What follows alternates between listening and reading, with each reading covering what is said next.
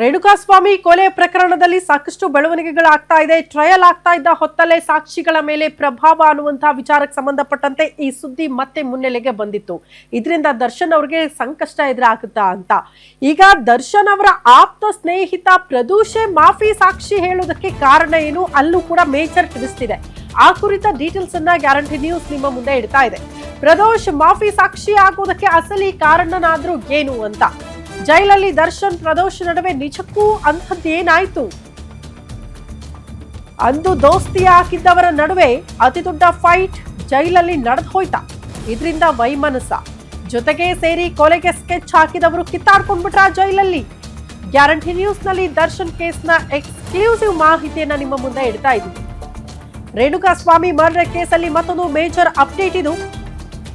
ಸಾಕ್ಷಿದಾರರ ಮೇಲೆ ಬೆದರಿಕೆ ಅನ್ನುವಂತ ಆರೋಪದ ಬೆನ್ನಿಗೆ ಪ್ರದೋಷ್ ಮಾಫಿ ಸಾಕ್ಷಿ ಆಗೋದಕ್ಕೆ ಮುಂದೆ ಬಂದಿದ್ದಾರೆ. ಅದಕ್ಕೆ ಕಾರಣ ಏನು? ದರ್ಶನ್ ಪ್ರದೋಷ್ ನಡುವೆ ಏನಾದ್ರೂ ವೈಮನಸ್ಸ? ಜೈಲಲ್ಲಿ ಅಂಥದ್ದೇನಾಯ್ತು ಇಬ್ಬರ ಮಧ್ಯೆ? ಕೊಲೆ ಮಾಡಬೇಕು ಅಂತ ಸ್ಕೆಚ್ ಹಾಕುವಾಗ ಜೊತೆಗಿದ್ದವರು ಈಗ ನಾನೊಂದು ತೀರಾ ನೀನೊಂದು ತೀರಾ. ಮಾಫಿ ಸಾಕ್ಷಿ ಅರ್ಜಿ ಸಲ್ಲಿಕೆಗೂ ಮೊದಲೇ ಪ್ಲಾನ್ ಮಾಡ್ಕೊಂಡಿದ್ರಂತೆ ಪ್ರದೋಷ್. ಜೈಲು ವಾಸಕ್ಕೆ ಬೇಸತ್ತು ಹೊರಬರೋದಕ್ಕೆ ಇರೋ ದಾರಿನೇ ಮಾಫಿ ಸಾಕ್ಷಿ. ಇದನ್ನ ಅರ್ಥ ಮಾಡ್ಕೊಂಡಿದ್ದಾರೆ. ಕಳೆದ 20 ದಿನಗಳ ಹಿಂದೆಯೇ ದರ್ಶನ್ ಬಿಟ್ಟು ಪ್ರತ್ಯೇಕವಾಗಿ ಪ್ರದೋಷ್ ಇರ್ತಾ ಇದ್ದಾರಂತೆ. ಅಲ್ಲದೆ ದರ್ಶನ್ ಜೊತೆ ಮನಸ್ತಾಪ ಮಾಡ್ಕೊಂಡಿದ್ರಂತೆ ಪ್ರದೋಷ್. ಜೈಲಲ್ಲಿ ಇಬ್ಬರ ಮಧ್ಯೆ ಸ್ವಲ್ಪ ಮಟ್ಟಿಗೆ ವೈಮನಸ್ಸಿತ್ತು ಅಂತ. ತನ್ನ ಜೈಲು ವಾಸಕ್ಕೆ ನೀವೇ ಕಾರಣ ಅಂತ ದರ್ಶನ್ ಜೊತೆ ಗಲಾಟೆ ಆಗಿತ್ತು ಈ ಹಿಂದೆ ಅನ್ನುವಂತ ಸುದ್ದಿ ಜೈಲಿನಿಂದಲೇ ಹೊರಬಿದ್ದಿತ್ತು. ದರ್ಶನ್ ಜೊತೆ ಬ್ಯಾರಕ್ ನಲ್ಲಿ ಸರಿ ಹೋಗ್ತಾ ಇಲ್ಲ, ಸಮಸ್ಯೆ ಆಗ್ತಾ ಇದೆ, ಪ್ರತ್ಯೇಕವಾಗಿ ಇರಿಸಿ ನನ್ನನ್ನ ಅಂತ ಮನವಿ ಮಾಡ್ಕೊಂಡ್ರು. ಜೈಲಧಿಕಾರಿಗಳ ಮುಂದೆ ಅಳಲು ತೋಡ್ಕೊಂಡಿದ್ರು ಆರೋಪಿ ಪ್ರದೋಷ್. ಹಾಗಾಗಿ ಕ್ವಾರಂಟೈನ್ ಸೆಲ್ ನಲ್ಲೇ ಪ್ರತ್ಯೇಕ ಬ್ಯಾರಕ್ಗೆ ಪ್ರದೋಷ್ ಶಿಫ್ಟ್ ಆಗ್ತಾರೆ. ಸೊ ಅಲ್ಲಿಗೆ ಇಬ್ಬರ ಮಧ್ಯೆ ಯಾವುದೂ ಸರಿ ಇಲ್ಲ, ವೈಮನಸ್ಸಿದೆ ಅನ್ನುವಂತಹ ವಿಚಾರ ಸದ್ಯಕ್ಕೆ ಗೊತ್ತಾಗ್ತಾ ಇದೆ. ಅದೇ ಕಾರಣದಿಂದಲೇ ಪ್ರದೋಷ್ ಮಾಫಿ ಸಾಕ್ಷಿ ಆಗೋದಕ್ಕೆ ಮುಂದೆ ಬಂದಿದ್ದಾರೆ. ಈ ವಿಚಾರ ಸದ್ಯಕ್ಕೆ ಬೆಳಕಿಗೆ ಬರ್ತಾ ಇದೆ.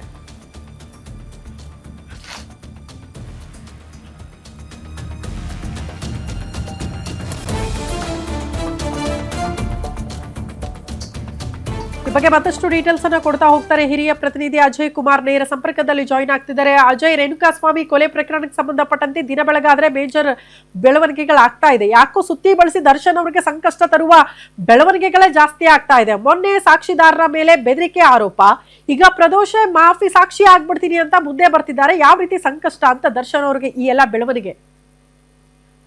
ಖಂಡಿತವಾಗ್ಲೂ ಶ್ರುತಿ, ಈಗಾಗ್ಲೇ ಏನು ಪ್ರದೋಷ್ ಏನಿದ್ದಾರೆ ಅವರ ವಕೀಲರ ಕಡೆಯಿಂದನೂ ಕೂಡ ಈಗಾಗ್ಲೇ ಕೋರ್ಟ್ ಮೊರೆ ಕೂಡ ಹೋಗಿರುವಂತದ್ದು. ನಾನು ಮಾಫಿ ಸಾಕ್ಷಿ ಆಗ್ತೀನಿ ಅಂತಾನು ಕೂಡ ಹೇಳಿರುವಂತದ್ದು. ಈಗ ಆ ಒಂದು ನಿಟ್ಟಿನಲ್ಲೂ ಕೂಡ ಪ್ರದೋಷ್ ಕಳೆದ 20 ದಿನಗಳ ಹಿಂದೆನೆ ಈ ರೀತಿಯಾದಂತ ಒಂದು ಮಾತನ್ನು ಕೂಡ ಈಗಾಗ್ಲೇ ಅಲ್ಲಿರುವಂತ ಜೈಲಿನ ಅಧಿಕಾರಿಗಳಿಗೂ ಕೂಡ ತಿಳಿಸಿರ್ತಾರೆ. ನನಗೆ ಇಲ್ಲಿ ಸರಿ ಆಗ್ತಾ ಇಲ್ಲ, ನನಗೆ ಬೇರೆ ಬ್ಯಾರಕಿಗೆ ಶಿಫ್ಟ್ ಮಾಡಿ ಅನ್ನೋ ಒಂದು ಮಾತನ್ನು ಕೂಡ ಹೇಳಿರ್ತಾರೆ. ಸೊ ಹೀಗಾಗಿ ಆ ಒಂದು ನಿಟ್ಟಿನಲ್ಲೂ ಕೂಡ ಆತನನ್ನ ಅಂದ್ರೆ ಪ್ರದೋಷ್ ಏನಿದ್ದಾನೆ ಆತನನ್ನು ಕೂಡ ಬೇರೆ ಬ್ಯಾರಕ್ ಕೂಡ ಈಗಾಗ್ಲೇ ಶಿಫ್ಟ್ ಮಾಡಿದ್ದಾರೆ ಅಂತಾನು ಕೂಡ ಹೇಳಲಾಗ್ತಿರುವಂತದ್ದು. ಯಾಕಂದ್ರೆ ಈಗಾಗಲೇ ಪ್ರದೋಷ್ ಮೊದಲೇ ಪ್ಲಾನ್ ಮಾಡಿದ್ದಾರೆ. ಅವರ ವಕೀಲರ ಜೊತೆ ಮಾತನಾಡಿ ನಾನು ಈ ರೀತಿಯಾಗಿ ಈಗಲೇ ಏನು ಬೇರೆ ಬ್ಯಾರಕ್ಕಿಗೆ ಹೋದ್ರೆ ಅವರ ಒಂದು ಕಾಂಟ್ಯಾಕ್ಟ್ ನನಗೆ ಇರೋದಿಲ್ಲ, ಆಗ ನಾನು ಈಸಿಯಾಗಿ ಇಲ್ಲಿ ಮಾಫಿ ಸಾಕ್ಷಿಗೂ ಕೂಡ ಏನೋ ಹೋಗ್ಬೋದು ಅನ್ನೋ ಒಂದು ಮಾಹಿತಿಯನ್ನು ಕೂಡ ಏನೋ ಅವ್ರ ಜೊತೆ ಅಂದ್ರೆ ವಕೀಲರ ಜೊತೆ ಕೂಡ ಈಗಾಗಲೇ ಹಂಚ್ಕೊಂಡಿದ್ದಾರೆ ನನ್ನ ಮಾಹಿತಿ ಕೂಡ ಈಗಾಗಲೇ ಗೊತ್ತಾಗಿರುವಂತದ್ದು.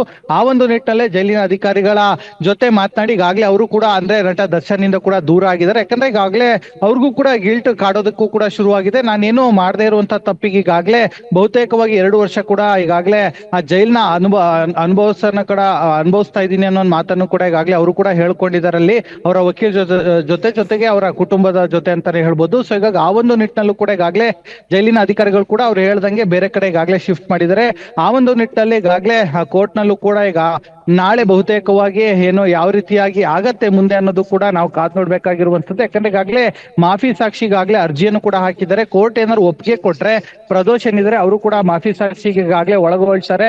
ಆಗ ಅವರು ಕೂಡ ಬಂದು ಕೋರ್ಟ್ ಮುಂದೆ ಮಾಫಿ ಸಾಕ್ಷಿ ಹೇಳ್ತಾರೆ ಅನ್ನೋ ಒಂದು ಮಾಹಿತಿ ಈಗಾಗಲೇ ಸಿಕ್ಕಿರುವಂತ. ಆದ್ರೆ ನಾಳೆ ಕೋರ್ಟ್ ಯಾವ ರೀತಿಯಾದಂತ ನಿರ್ಧಾರವನ್ನ ಕೈಗೊಳ್ಳುತ್ತೆ ಅಂತ ನಾವು ಸಹ ಕಾದ್ ನೋಡ್ಬೇಕಾಗಿದೆ. ಇದರ ಜೊತೆಗೆ ನಾವು ಕೂಡ ಏನು ಪ್ರದೋಷ್ ಜೊತೆ ನಾವು ಕೂಡ ಬರ್ತೀವಿ ಅಂತ ಕೂಡ ಈಗಾಗಲೇ ವಿನಯ್ ಏನಿದ್ರೆ ಅವರು ಕೂಡ ಈಗಾಗಲೇ ಹೇಳ್ಕೊಂಡಿರುವಂತದ್ದು. ಹೀಗಾಗಿ ಆ ಒಂದು ನಿಟ್ಟಿನಲ್ಲಿ ಯಾವ ರೀತಿಯಾದಂತ ಬೆಳವಣಿಗೆ ಸಹ ಕಾದ್ ನೋಡುವಂತದ್ದು ಶ್ರುತಿ. ಓಕೆ ಅಜಯ್ ಕುಮಾರ್, ಧನ್ಯವಾದಗಳು ತಮ್ಮೆಲ್ಲ ಮಾಹಿತಿಗೆ.